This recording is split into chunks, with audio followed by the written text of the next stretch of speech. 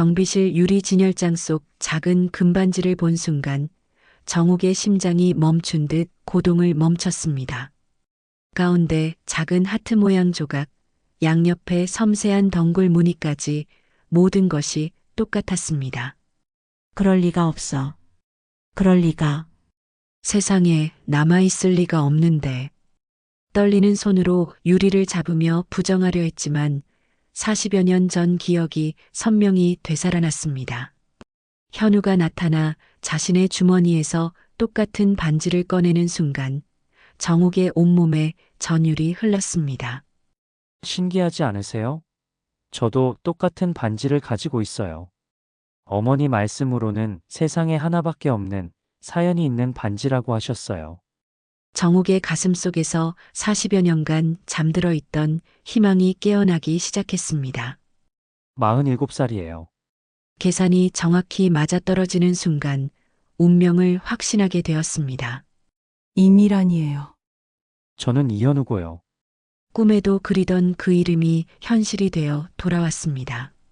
사연을 시작하기 전에 무료 버튼인 구독과 좋아요를 눌러주세요. 오늘 하루 좋은 일이 생길 거예요. 서울 외곽 낡은 아파트 단지의 아침은 언제나 조용했습니다. 25층 높이의 회색 건물들이 하늘을 가리고 있는 이곳에서 71세의 김정옥은 오늘도 어김없이 오전 8시에 집을 나섰습니다. 엘리베이터 문이 열리자 거울 속 자신의 모습이 비쳤습니다. 흰머리가 성성한 얼굴, 깊게 패인 주름, 그리고 무엇보다 어딘가 공허해 보이는 두 눈. 정옥은 거울을 피해 고개를 돌렸습니다. 요즘 들어 자신을 마주보는 것이 점점 힘들어지고 있었거든요. 1층 로비를 지나 경비실 앞을 걸을 때면 정옥은 항상 작은 인사를 건넸습니다. 경비원 아저씨는 친절하게 고개를 끄덕여주곤 했지만 정말 마음 깊은 대화를 나눌 사람은 아무도 없었습니다. 정옥에게는 진짜 속마음을 털어놓을 상대가 없었거든요. 아파트 단지를 벗어나 동네 산책로로 향하는 발걸음은 늘 똑같았습니다. 마치 출퇴근하는 직장인처럼 규칙적이고 기계적이었죠. 하루에 1시간씩 똑같은 길을 똑같은 속도로 걷는 것. 그것이 정옥에게 남은 일상의 전부였습니다. 가끔 마주치는 동네 사람들과 가벼운 인사를 나누긴 했지만 그것도 그저 예의상의 미소일 뿐이었습니다. 벤치에 앉아 휴대폰을 들여다보면 미국에 있는 아들에게서 온 메시지가 가끔 있었습니다. 엄마 건강하시죠? 날씨가 추우니까 몸 조심하세요. 짧고 건조한 안부 인사들. 정옥은 답장을 보내려다가도 무슨 말을 써야 할지 몰라 그냥 화면을 꺼버리곤 했습니다.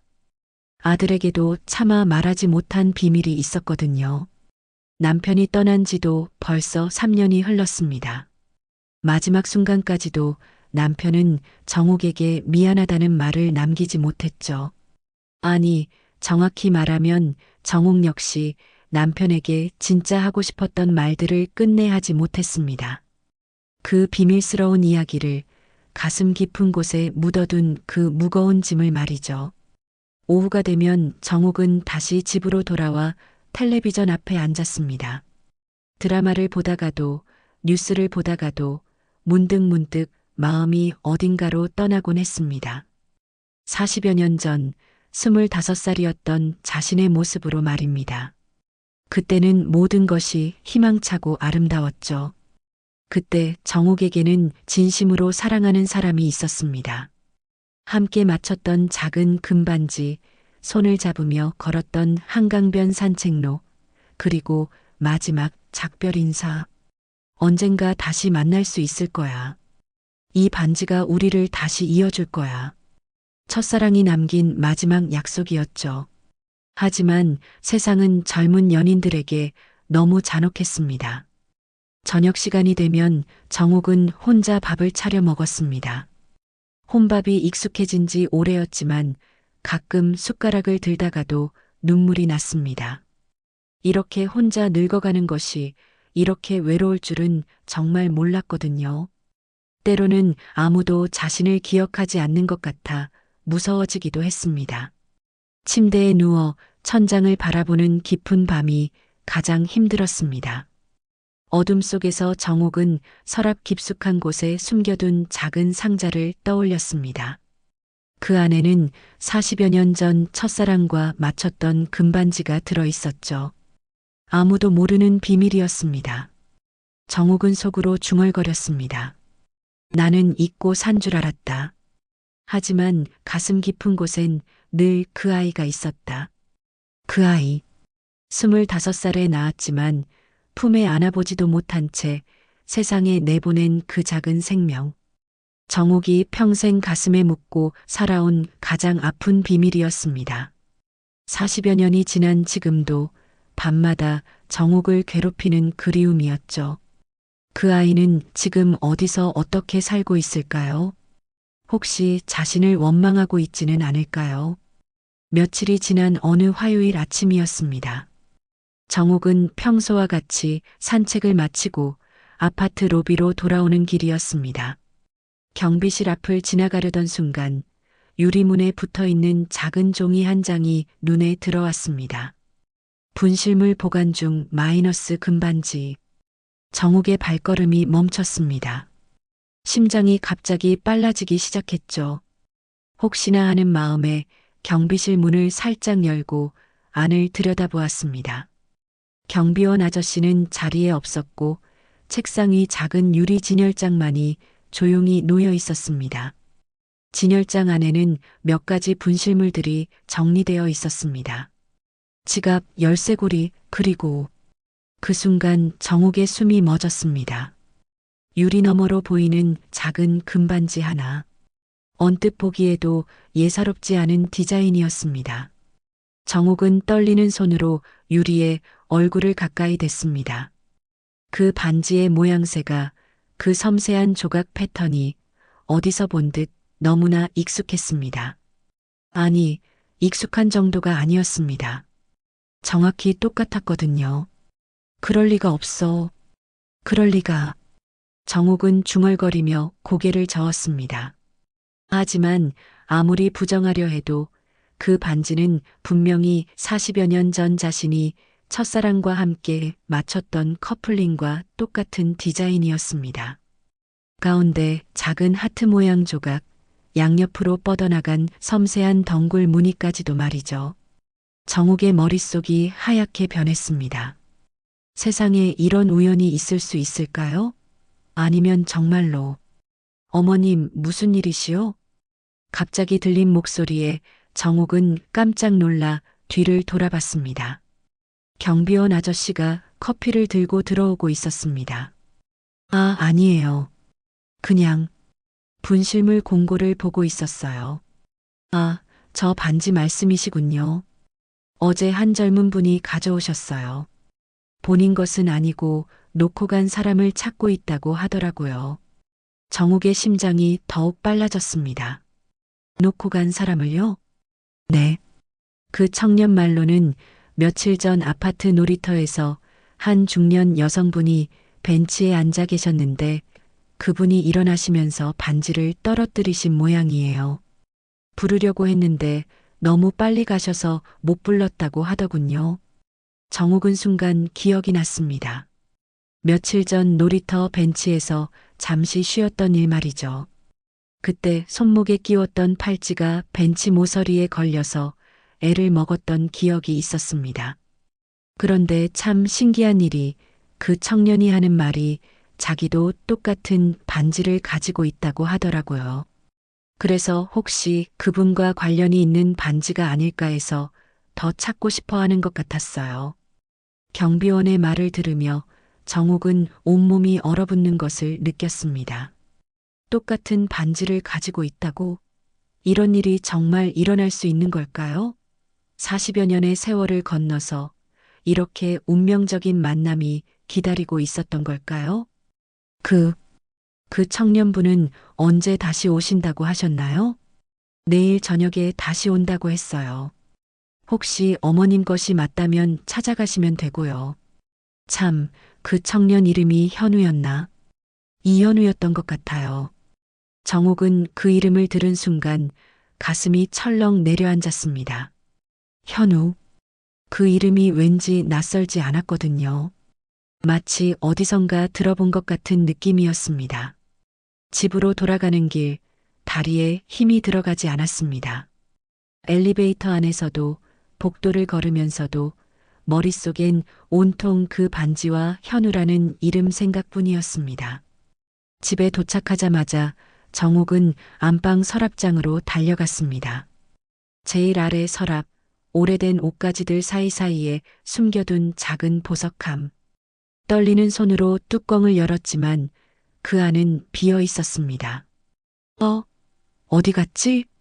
정옥은 당황해서 서랍을 다시 뒤졌습니다. 그제서야 기억이 났습니다. 며칠 전 놀이터에 갔을 때 오래간만에 그 반지를 끼고 나갔던 것을요. 그리고 벤치에서 그럼 정말 내 반지구나. 정옥은 주저앉았습니다. 그 반지가 정말 자신의 것이라면 그 청년은 대체 누구일까요? 왜 똑같은 반지를 가지고 있는 걸까요? 그날 밤 정옥은 잠을 이룰 수 없었습니다. 천장을 바라보며 온갖 생각이 머릿속을 스쳐갔습니다. 혹시 그 청년이, 혹시, 설마, 세상에 남아있을 리가 없는데, 왜 여기 있는 거지? 정옥의 마음속에서 40여 년간 잠들어 있던 희망이 조심스럽게 고개를 들기 시작했습니다. 다음 날 저녁 정옥은 평소보다 일찍 산책을 마치고 집으로 돌아왔습니다. 시계를 보니 6시 반. 경비원 아저씨 말로는 그 청년이 저녁 무렵에 온다고 했으니 아직 시간이 좀 있었습니다. 하지만 정옥은 도저히 집에 가만히 있을 수가 없었습니다. 로비 한쪽 의자에 앉아서 경비실 쪽을 바라보며 기다렸습니다. 지나가는 사람들마다 혹시나 하는 마음에 쳐다봤지만 아직 그럴듯한 청년은 보이지 않았습니다. 정옥의 손바닥에는 식은땀이 계속 났습니다. 7시가 넘어서야 드디어 한 청년이 아파트 로비로 들어왔습니다. 키가 훤칠하고 단정한 옷차림의 젊은 남자였죠. 20대 초반 정도로 보였습니다. 청년은 곧장 경비실로 향했습니다. 정옥은 의자에서 살짝 일어나 그 청년을 지켜봤습니다. 경비실 문이 열리고 청년이 경비원 아저씨와 인사를 나누는 것이 보였습니다. 그리고 잠시 후 유리 진열장에서 반지를 꺼내는 모습이 눈에 들어왔습니다. 청년이 반지를 받아 손에 쥐고 자세히 들여다보는 순간 정옥의 심장이 쿵 소리를 냈습니다. 그 표정에서 뭔가 간절함 같은 것이 느껴졌거든요. 마치 매우 중요한 무언가를 찾고 있는 사람의 눈빛이었습니다. 청년은 곧 경비실에서 나와 로비 쪽으로 걸어왔습니다. 정옥과 가까워질수록 정옥은 이상한 감정에 휩싸였습니다. 그 청년의 눈매가, 코의 모양이 어딘가 낯익은 것 같았거든요. 실례합니다. 청년이 정옥에게 다가와 정중하게 인사를 했습니다. 혹시 어르신께서 며칠 전에 놀이터 벤치에 앉아 계셨던 분이신가요? 경비실 아저씨 말씀으로는 이 반지의 주인을 찾았다고 하시던데요. 정옥은 떨리는 목소리로 대답했습니다. 네, 맞습니다. 제가 놓고 간 것 같아요. 청년은 안도의 표정을 지으며 반지를 정옥에게 내밀었습니다. 다행이네요. 며칠 동안 계속 찾고 있었거든요. 여기 어르신 것이 맞죠? 정옥이 반지를 받아들자 청년은 자신의 주머니에서 무언가를 꺼냈습니다. 똑같은 디자인의 금반지였습니다. 신기하지 않으세요? 저도 똑같은 반지를 가지고 있어요. 정옥은 그 순간 숨을 쉴 수가 없었습니다. 정말로 똑같았습니다. 완벽하게 동일한 디자인이었죠. 어디서 구하셨나요? 그 반지를? 이건 제가 어릴 때부터 가지고 있던 건데요. 사실 좀 특별한 사연이 있어요. 청년은 잠시 망설이다가 입을 열었습니다. 저희 어머니가 주신 거예요. 어머니 말씀으로는 세상에 하나밖에 없는 사연이 있는 반지라고 하셨어요. 그런데 똑같은 반지가 있다니 신기하고 궁금해서 주인을 꼭 찾고 싶었어요. 정욱의 온몸에 전율이 흘렀습니다. 어머니께서 그런 말씀을 하셨나요? 네. 하지만 어머니가 요즘 병원에 계셔서 일주일 전에 가벼운 교통사고를 당하셨거든요. 다행히 큰 부상은 아니지만 아직 회복 중이라서 집에 못 계세요. 정욱은 가슴이 터질 것 같았습니다. 혹시나 하는 마음에 조심스럽게 물어봤습니다. 어머니 나이가 어떻게 되세요? 47살이에요. 아직 젊으신데 갑자기 사고가 나서 정말 걱정이 많아요. 47살. 정욱의 계산이 맞다면 자신이 25살에 낳은 아이가 지금 47살이어야 했습니다. 너무나 정확히 일치하는 나이였습니다. 혹시 어머니 이름이 어떻게 되나요? 이미란이에요. 저는 이현우고요. 정욱은 그 이름을 들은 순간 눈물이 쏟아질 뻔했습니다. 미란. 자신이 뱃속의 아이에게 지어주고 싶었던 바로 그 이름이었습니다. 40여 년 전 첫사랑과 함께 딸이 태어나면 미란이라고 부르자고 약속했던 그 이름 말이죠. 저기, 혹시 어머니께서 입양으로 자라나셨나요? 현우는 깜짝 놀란 표정을 지었습니다. 어떻게 아세요? 맞아요.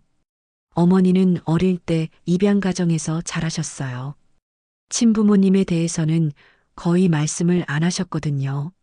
가끔 이 반지를 보면서 멍하니 있으실 때가 있었는데 무슨 깊은 사연이 있으신 것 같았어요. 정욱은 더 이상 참을 수가 없었습니다. 이 모든 것이 우연일 수는 없었습니다. 똑같은 반지, 정확히 일치하는 나이, 그리고 미란이라는 이름까지 운명이 자신들을 다시 만나게 한 것이 분명했습니다. 현우 청년. 정욱은 떨리는 목소리로 현우를 불렀습니다. 혹시 청년 어머니 병원에 같이 한번 가볼 수 있을까요? 내가 아는 사람과 관련이 있는 것 같아서 한번 확인해 보고 싶어서 그래요.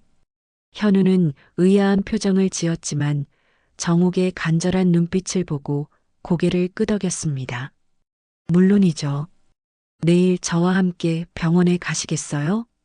그날 밤 정욱은 40여 년 만에 처음으로 희망이라는 감정을 느꼈습니다. 드디어 자신의 딸을 다시 만날 수 있는 걸까요? 다음 날 오후 정욱은 평생 이렇게 떨려본 적이 없다는 생각이 들 정도로 긴장하고 있었습니다. 거울 앞에서 옷을 갈아입기를 몇 번이고 머리를 다시 빗으며 마음을 다잡으려 했지만 소용이 없었습니다. 손이 계속 떨렸거든요. 현우와 약속한 시간은 오후 2시였습니다. 정욱은 1시간 일찍 아파트 로비에 내려와 기다렸습니다. 시간이 천천히 가는 것 같았죠. 시계 바늘을 보며 몇 번이고 한숨을 쉬었습니다. 드디어 현우가 나타났습니다. 어제보다 더 단정하게 차려입은 모습이었습니다. 어르신, 많이 기다리셨죠? 죄송해요. 아니야, 나도 방금 내려왔어. 정욱은 거짓말을 했습니다. 사실 1시간이나 기다렸거든요. 하지만 그런 말을 할 수는 없었습니다. 병원까지 가는 택시 안에서 둘은 거의 말을 하지 않았습니다. 현우는 창밖을 바라보며 무언가 걱정스러운 표정을 짓고 있었고 정욱은 가슴이 터질 것 같은 두근거림을 억누르려 애쓰고 있었습니다. 어르신, 혹시 저희 어머니와 어떤 관련이 있으신 건가요? 현우가 조심스럽게 물어왔습니다. 정욱은 잠시 망설였습니다. 아직 확실하지 않은 상황에서 섣불리 말할 수는 없었거든요. 아직은 확실하지 않아. 만나봐야 알 것 같아. 병원에 도착했을 때 정욱의 다리는 후들거렸습니다. 병원 특유의 소독약 냄새가 코를 찔렀죠. 현우를 따라 엘리베이터를 탄 정옥은 층수를 올라갈 때마다 심장이 더 빨리 뛰는 것을 느꼈습니다. 7층입니다. 내과 병동이에요. 현우의 안내를 받아 복도를 걸었습니다. 하얀 복도, 조용한 분위기, 그리고 간간히 들리는 의료진들의 대화 소리. 정옥은 마치 꿈을 꾸는 것 같았습니다. 여기에요. 현우가 한 병실 앞에서 멈춰 섰습니다. 문에는 이미란이라는 이름이 적힌 명찰이 붙어 있었습니다. 정옥은 그 이름을 보는 순간 눈물이 핑 돌았습니다. 어머니, 오늘 면회객이 오셨어요. 현우가 문을 열며 안으로 들어갔습니다. 정옥은 잠시 주저했지만 곧 용기를 내어 따라 들어갔습니다. 침대에는 한 여성이 누워 있었습니다. 47세라고 하기에는 약간 지쳐 보이는 얼굴이었지만 여전히 아름다운 모습이었습니다. 정옥은 그 얼굴을 본 순간 숨이 멎었습니다. 누구세요? 미란이 정옥을 보며 의아한 표정을 지었습니다. 하지만 그 눈빛에는 어딘가 익숙함 같은 것이 스쳐갔습니다. 안녕하세요. 저는 현우 군이 떨어뜨린 반지를 주워준 사람이에요. 정옥은 떨리는 목소리로 인사를 건넸습니다. 미라는 고개를 갸우뚱하더니 현우를 바라봤습니다. 현우야, 무슨 일이야? 어머니, 이 어르신도 똑같은 반지를 가지고 계셔요. 그래서 혹시 어머니와 관련이 있나 해서 모시고 왔어요. 현우가 설명하자 미란의 눈이 조금 커졌습니다. 똑같은 반지요? 정옥은 떨리는 손으로 가방에서 반지를 꺼냈습니다. 미란이 그 반지를 보는 순간 얼굴이 하얗게 변했습니다. 이런. 미란은 급하게 베개 밑에서 무언가를 꺼냈습니다. 똑같은 디자인의 반지였습니다. 두 반지를 나란히 놓고 보니 정말로 완벽하게 똑같았습니다. 어떻게 이런 일이. 미라는 중얼거리며 정옥을 다시 쳐다봤습니다. 그리고 갑자기 무언가를 깨달은 듯한 표정을 지었습니다. 혹시 어르신 성함이 어떻게 되세요? 김정옥입니다. 미라는 그 이름을 듣는 순간 눈물을 글썽였습니다. 정옥이라고. 그럼, 설마. 정옥도 더 이상 참을 수 없었습니다. 미란아, 내가 너를 낳은 엄마. 미란의 입에서 작은 소리가 흘러나왔습니다. 현우는 두 사람의 모습을 보며 무슨 일이 벌어지고 있는지 이해하기 시작했습니다. 할머니, 진짜 할머니세요? 현우가 떠듬거리며 물어봤습니다. 정옥은 고개를 끄덕이며 눈물을 흘렸습니다. 하지만 미란의 반응은 달랐습니다. 갑자기 얼굴이 굳어지며 몸을 일으켰습니다. 지금 농담하시는 거죠? 40여 년이 지나서 갑자기 나타나서 엄마라고요? 미란의 목소리에는 분노가 섞여 있었습니다. 미란아, 아니에요. 당신이 내 엄마일 리 없어요. 내 엄마는 이미 오래전에. 미란은 말을 잇지 못하고 고개를 돌렸습니다. 정옥은 가슴이 찢어지는 것 같았습니다. 40여 년간 기다려온 이 순간이 이렇게 차갑게 느껴질 줄은 몰랐거든요. 현우야, 이분을 모셔다 드려. 미란이 차갑게 말했습니다.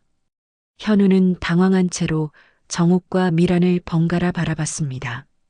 정옥은 천천히 일어서며 떨리는 목소리로 말했습니다. 미란아, 나도 너를 버리고 싶지 않았어. 하지만 그때는 그만해요. 더 이상 듣고 싶지 않아요. 그 순간 병실 안은 차가운 침묵으로 가득 찼습니다. 며칠이 지났지만 정옥은 병원에서 있었던 일을 잊을 수가 없었습니다. 미란의 차가운 눈빛, 거부하는 목소리, 그리고 돌아서는 모습, 모든 것이 마치 악몽처럼 계속 떠올랐습니다.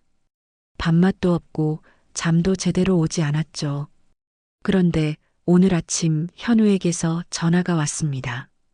어르신, 어머니가 퇴원하셨어요. 그런데 집에 같이 오시겠어요? 어머니가 제대로 이야기를 하자고 하세요.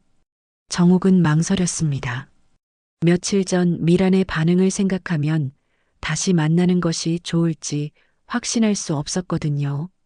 하지만 현우의 간절한 목소리를 들으니 거절할 수가 없었습니다. 그럴게. 오후 2시 정욱은 현우가 알려준 주소지를 찾아갔습니다. 아파트 단지에서 그리 멀지 않은 곳에 있는 작은 연립주택이었습니다. 집 앞에 서서 한참을 망설였죠. 정말 들어가도 될까요? 현우가 문을 열어주었습니다. 어서 오세요. 어머니가 기다리고 계세요. 거실로 들어서니 미란이 소파에 앉아 있었습니다. 병원에서 봤을 때보다는 좀 더 차분한 모습이었지만 여전히 경계하는 눈빛이었습니다. 앉으세요. 미란이 차갑게 말했습니다. 정욱은 조심스럽게 맞은편 의자에 앉았습니다. 어색한 침묵이 흘렀죠. 현우가 계속 설득했어요. 한 번은 제대로 이야기를 들어봐야 한다고. 미란이 입을 열었습니다. 당신이 정말 나를 낳은 사람이라면 왜 지금까지 나타나지 않았어요? 왜 지금 와서? 정욱은 목이 메었습니다. 어디서부터 어떻게 설명해야 할까요? 미란 씨, 그때 나는 25살이었어요. 너무 어렸고 아무것도 모르는 상황이었거든요. 그건 변명이에요. 나도 어려서 힘들었는데 당신은 편하게 살았잖아요. 미란의 목소리가 높아졌습니다. 편하게 살았다고요? 나는 하루도 편한 적이 없었어요. 정욱도 감정이 복받쳐 올랐습니다. 아기를 보내고 나서 매일 밤마다 울었어요. 어디서 무엇을 하며 살고 있을까? 건강하게 자라고 있을까? 그런 생각만 하며 살았어요. 그럼 왜 찾지 않았어요? 정말 그리웠다면 왜? 찾았어요. 몇 번이고 찾았어요. 정욱이 소리쳤습니다. 현우는 깜짝 놀라며 두 사람을 바라봤습니다. 입양 기간에 몇 번이고 찾아갔어요. 하지만 개인정보라며 절대 알려주지 않더라고요. 그때는 지금처럼 법이 바뀌기 전이었거든요. 정욱의 목소리가 점점 작아졌습니다.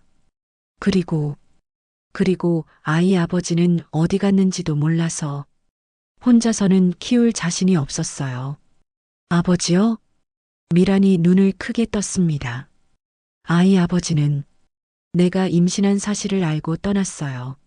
마지막에 이 반지만 남기고. 정욱은 가방에서 반지를 꺼내 테이블 위에 놓았습니다. 그 사람이 마지막에 한 말이 있어요.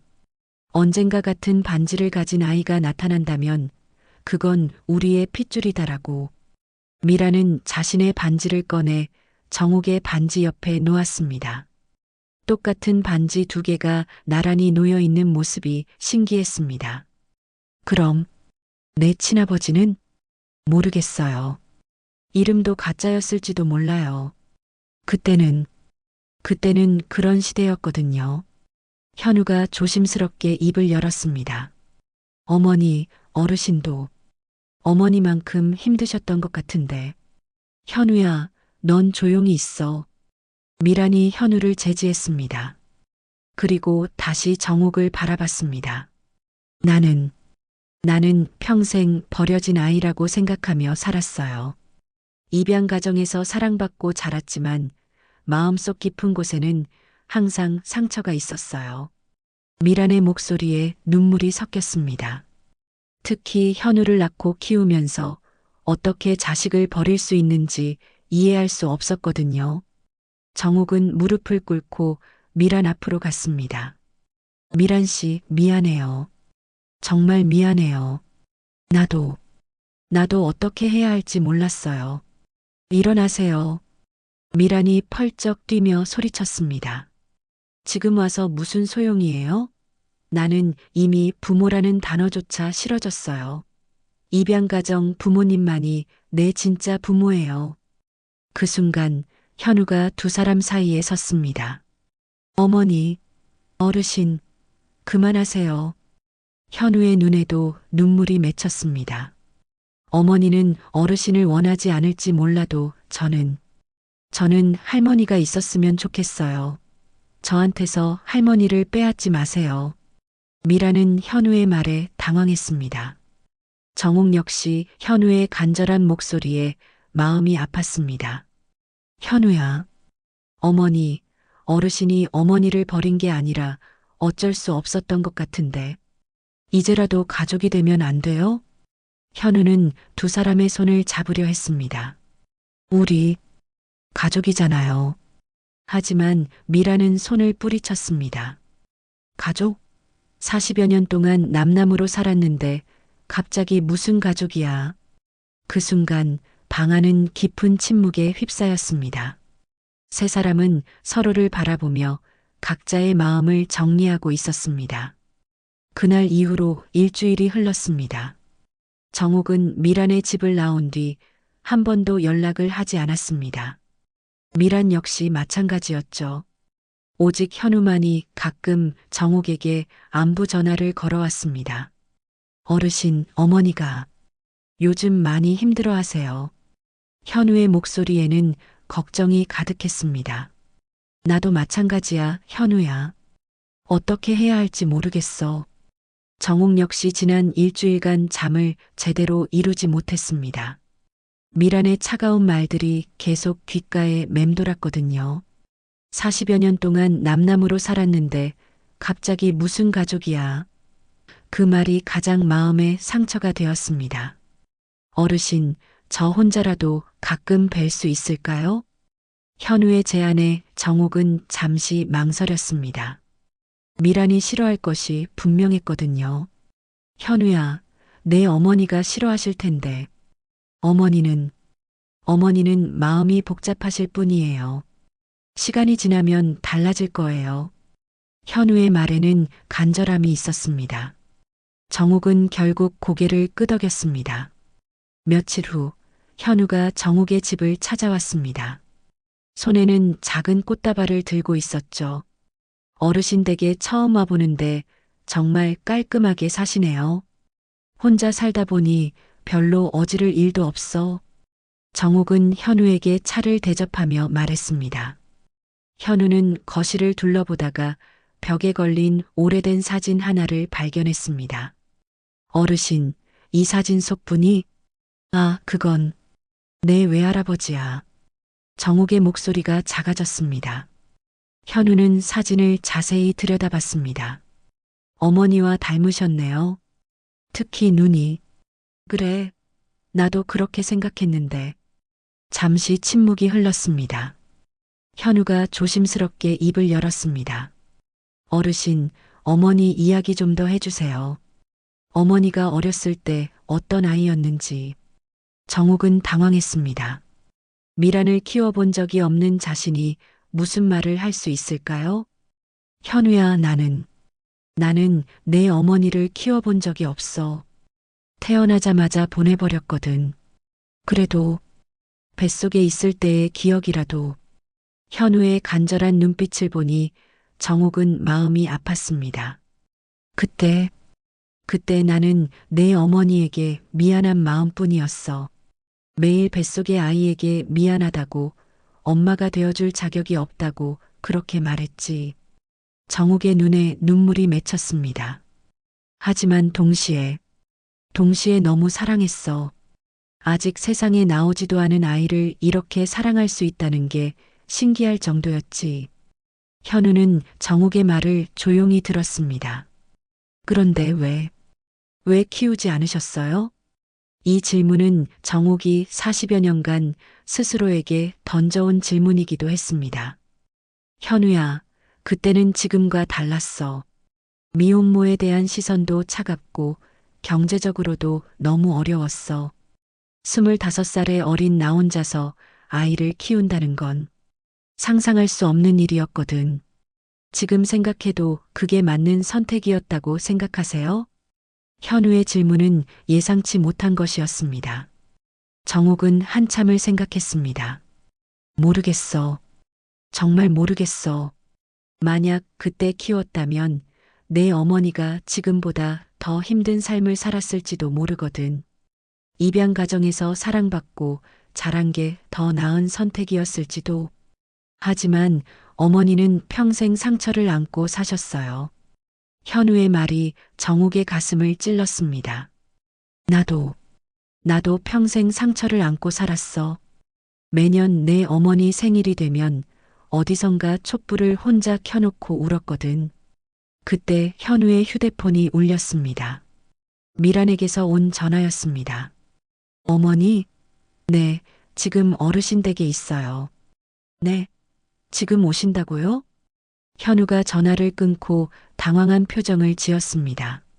어머니가 지금 이쪽으로 오신다고 해요. 정욱도 놀랐습니다. 미란이 갑자기 왜 오겠다는 걸까요? 30분 후 초인종이 울렸습니다. 현우가 문을 열자 미란이 들어왔습니다. 얼굴에는 복잡한 감정이 섞여 있었습니다. 현우야, 나가 있어. 이분과 둘이서 이야기할 게 있어. 현우는 망설였지만 결국 집을 나갔습니다. 거실에는 정욱과 미란만 남았습니다. 며칠 동안 생각해 봤어요. 미란이 먼저 입을 열었습니다. 현우 말이 맞는 것 같아요. 저도 당신이 왜 그런 선택을 했는지 이해하려고 노력해 보려고요.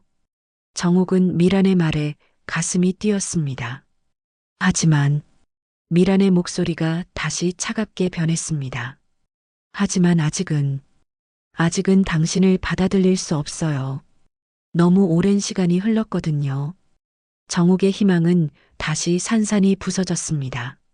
40여 년의 세월은 정말 돌이킬 수 없는 강이었습니다. 미란의 마지막 말이 방 안에 무겁게 울려 퍼졌습니다. 정욱은 고개를 숙인 채 아무 말도 할 수 없었습니다. 40여 년이라는 세월이 이렇게 크고 깊은 상처가 될 줄은 몰랐거든요. 그렇다면 나는 어떻게 해야 하지? 정욱이 떨리는 목소리로 물었습니다. 모르겠어요. 나도 모르겠어요. 미란 역시 혼란스러운 표정이었습니다. 하지만 한 가지는 분명해요. 현우는 당신을 필요로 해요. 저한테는 할머니가 없거든요. 입양가정 부모님도 일찍 돌아가셨고, 미란의 목소리가 점점 작아졌습니다. 현우가 어릴 때부터 할머니를 그리워했어요. 친구들은 모두 할머니가 있는데 자기만 없다고 속상해하곤 했거든요. 정욱은 현우의 어린 시절을 상상하며 마음이 아팠습니다. 그렇다고 해서 갑자기 가족이 될 수는 없잖아요. 미란이 다시 말했습니다. 당신과 저는 여전히 남남이에요. 하지만 현우를 위해서라도 최소한의 관계는 유지해야 할 것 같아요. 그때 문 밖에서 현우의 목소리가 들렸습니다. 들어가도 될까요? 미란이 문을 열어주자 현우가 조심스럽게 들어왔습니다. 두 사람의 표정을 살펴보더니 안도의 한숨을 쉬었습니다. 다행히 싸우지는 않으셨네요. 현우야, 앉아. 미란이 현우를 불렀습니다. 어머니와 이분이 이야기를 좀 했는데 우리가 앞으로 어떻게 지내면 좋을지 내 의견을 들어보고 싶어. 현우는 잠시 생각하더니 입을 열었습니다. 저는 어르신을 할머니라고 부르고 싶어요. 그리고 가끔씩이라도 만나서 이야기하고 싶고요. 정욱의 눈에 눈물이 맺혔습니다. 하지만 어머니가 원하지 않는다면 어머니 마음을 먼저 생각할게요. 현우의 말에 미라는 복잡한 표정을 지었습니다. 현우야, 내가 정말 원한다면. 미라는 말을 잇지 못했습니다. 자신의 감정과 현우의 바람 사이에서 갈등하고 있었거든요. 그 순간 정욱이 일어섰습니다. 미란 씨, 나도 무리하고 싶지 않아요. 당신이 받아들일 수 있을 때까지 기다릴게요. 뭐라고요? 미란이 놀란 표정을 지었습니다. 40여 년을 기다렸는데 조금 더 기다리는 게 어렵겠어요? 정욱의 말에 방안이 조용해졌습니다. 다만 현우만은 만날 수 있었으면 좋겠어요. 그 아이에게 할머니가 되어주고 싶어요. 현우가 눈을 반짝이며 정욱을 바라봤습니다. 정말요? 정말 할머니가 되어주실 거예요? 그래, 현우야. 내가 원한다면. 현우는 기뻐서 어쩔 줄 몰라 했습니다. 하지만 곧 미란을 걱정스럽게 바라봤습니다. 어머니는 어떠세요? 미란은 한참을 고민하더니 천천히 고개를 끄덕였습니다. 현우가 행복하다면 상관없어. 하지만 미란의 목소리에는 여전히 차가움이 남아 있었습니다. 며칠 후 세 사람은 다시 만났습니다. 이번에는 공원 벤치에서였습니다. 정욱은 현우를 위해 특별히 준비한 선물을 가져왔습니다. 현우야, 이거 받아줄래? 정욱이 내민 것은 오래된 사진첩이었습니다. 이게 뭐예요? 내 외할아버지 사진들이야. 젊었을 때부터 늙을 때까지.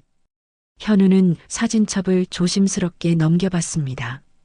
흑백 사진 속의 젊은 남자, 그리고 점점 나이 들어가는 모습들. 현우는 신기한 듯 사진을 바라봤습니다. 와, 정말 어머니와 닮았네요. 미란도 옆에서 사진을 보더니 놀란 표정을 지었습니다. 정말로 자신과 닮은 부분이 많았거든요. 이분이 내 아버지였구나. 미란이 중얼거렸습니다. 처음으로 미란의 목소리에서 차가움이 조금 사라진 것 같았습니다. 그리고 이것도 정욱이 또 다른 선물을 꺼냈습니다. 작은 목걸이였습니다. 이건 내가 태어났을 때 목에 걸어주려고 준비했던 거야. 하지만 그러지 못해서 지금까지 간직하고 있었어. 현우는 목걸이를 받아들고는 미란을 바라봤습니다. 어머니, 이거 어머니 것이었네요. 미란은 그 목걸이를 보고 눈물을 글썽였습니다. 자신을 위해 준비했던 것들이 아직 남아있다는 사실이 마음을 움직인 것 같았습니다. 정말로 나를 사랑했던 거군요. 미란이 처음으로 정욱을 향해 부드러운 목소리로 말했습니다. 그럼 이제부터는 조금씩 알아가 보면 어떨까요? 현우가 두 사람의 손을 잡았습니다. 이번에는 미란이 손을 뿌리치지 않았습니다. 우리 진짜 가족이 될 수 있을까요? 현우의 간절한 질문에 정욱과 미란은 서로를 바라봤습니다. 아직 완전하지는 않았지만 조금씩 마음의 문이 열리기 시작했습니다. 석양이 지는 공원에서 세 사람은 처음으로 진짜 가족의 가능성을 꿈꿔봤습니다. 석 달이 흘렀습니다. 그동안 정욱과 현우 그리고 미라는 조금씩 서로에게 익숙해져 갔습니다. 처음에는 어색했지만 시간이 지나면서 자연스러운 관계가 되어가고 있었습니다. 오늘은 현우의 생일이었습니다. 22이 되는 날이었죠. 미라는 작은 생일상을 차렸고 정욱도 특별한 선물을 준비해서 왔습니다. 할머니, 정말 오시는구나. 현우가 반갑게 맞아주었습니다. 이제 현우는 자연스럽게 정욱을 할머니라고 부르고 있었습니다. 처음에는 어색했지만 지금은 너무나 자연스러웠죠. 생일 축하해, 현우야. 정욱이 선물 상자를 내밀었습니다. 현우가 포장지를 뜯자 안에는 오래된 시계가 들어 있었습니다. 이거 뭐예요? 내 외할아버지 시계야. 이제 내가 가져야 할 것 같아서. 현우는 시계를 손목에 차고는 감격해했습니다. 미란도 옆에서 그 모습을 흐뭇하게 바라봤습니다. 어머니도 앉으세요. 미란이 정욱에게 의자를 권했습니다. 예전과 달리 미란의 목소리에는 따뜻함이 있었습니다. 완전히 마음을 열지는 않았지만 적어도 적대감은 사라진 것 같았습니다. 저녁을 먹으면서 세 사람은 많은 이야기를 나누었습니다. 현우의 어릴 때 이야기, 정욱의 젊은 시절 이야기, 그리고 미란의 입양 가정에서의 생활 이야기까지 점점 서로에 대해 알아가고 있었습니다. 할머니, 그때 정말 매년 제 생일마다 촛불을 켜주셨어요? 현우가 신기하다는 듯이 물어봤습니다. 그럼 한 번도 빠뜨리지 않았어. 몇 살이 되었을까? 건강하게 자라고 있을까? 그런 생각하면서 말이야. 정욱의 말에 미란이 조용히 고개를 끄덕였습니다. 저도 생일이 될 때마다 친부모님 생각을 했어요. 어디선가 저를 기억해주고 계실까 하고요. 미란의 말에 정욱은 눈물을 글썽였습니다. 미안해요, 미란 씨. 정말 미안해요. 이제 그만 미안하다고 하세요. 저도 이해하려고 노력하고 있으니까. 미란의 말에 현우가 환하게 웃었습니다. 우와, 어머니가 드디어 마음을 여시는 거네요. 아직 완전히는 아니야. 하지만 조금씩은 미란이 수줍게 말했습니다. 식사가 끝나고 세 사람은 거실에 앉아서 차를 마셨습니다. 정욱은 가방에서 또 하나의 선물을 꺼냈습니다. 이건 우리 가족 사진이야. 정욱이 내민 것은 새로 인화한 사진이었습니다. 지난주 공원에서 셋이 함께 찍은 사진이었죠. 와, 정말 가족 같아 보여요. 현우가 신나서 말했습니다. 사진 속에서 세 사람은 어색하지만 따뜻한 미소를 짓고 있었습니다. 이걸 보니까 정말 우리가 가족이구나 싶어요. 미란이 사진을 들여다보며 말했습니다. 미란 씨, 이제 저를 어떻게 부르면 될까요? 정욱이 조심스럽게 물어봤습니다. 미란은 한참을 생각하더니 대답했습니다. 아직 엄마라고 부르기는 어려워요. 하지만 어머니라고는 불러도 될 것 같아요. 정욱의 눈에 눈물이 흘렀습니다. 비록 엄마는 아니었지만 어머니라는 호칭만으로도 충분히 감사했습니다. 고마워요, 미란 씨. 정말 고마워요.